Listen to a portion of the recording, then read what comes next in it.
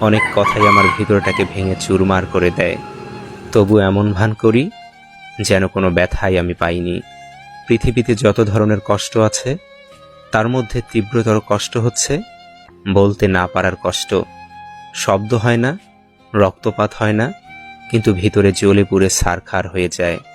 যে মানুষ নিজের ধৈর্যের উপর আস্থা রাখতে পারে না সে মানুষ কখনো জীবনে বড় হতে পারে না।